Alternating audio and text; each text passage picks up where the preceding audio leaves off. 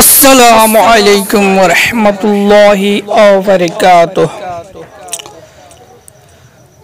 আমাদের এই স্বার্থপরতা এবং আমরা যে এই দুনিয়াতে বসবাস করছি, চিরদিন তো এই দুনিয়ায় আমরা থাকবো না।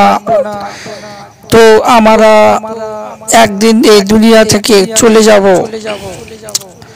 মৃত্যুকে আমরা অবশ্যই স্মরণ করব এবং সৎ আমল করার চেষ্টা করব।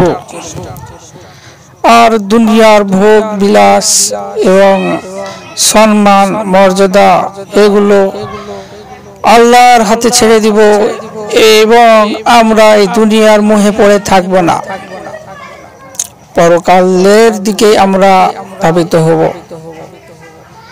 হযরত আবু হুরায়রা রাদিয়াল্লাহু আনহু হইতে বর্ণিত আছে যে রাসূল সাল্লাল্লাহু আলাইহি ওয়াসাল্লাম ইরশাদ করিয়াছেন, তোমরা জুব্বুল হাজান হইতে পানাহ চাহিতে থাকো।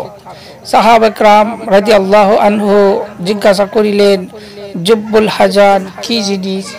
তিনি ইরশাদ করিলেন, জাহান্নামে একটি ময়দান এবং জাহান্নাম ও প্রতিদিন উহা হইতে 100 বার পানাহ চায়। আরজ করিয়া রাসূল সাল্লাল্লাহু আলাইহি সাল্লাম উহাতে কাহারো প্রবেশ করিবে? ফরমাইলেন, ওই সমস্ত কুরআন পাঠকারী যাহারা লোক দেখানোর জন্য আমল করে।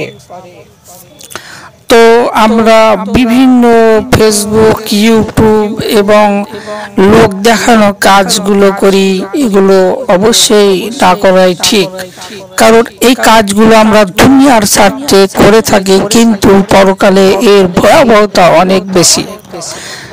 সামান্য এই লোক দেখানো কাজ করে আমরা কত কোটি টাকায় বা ইনকাম করি।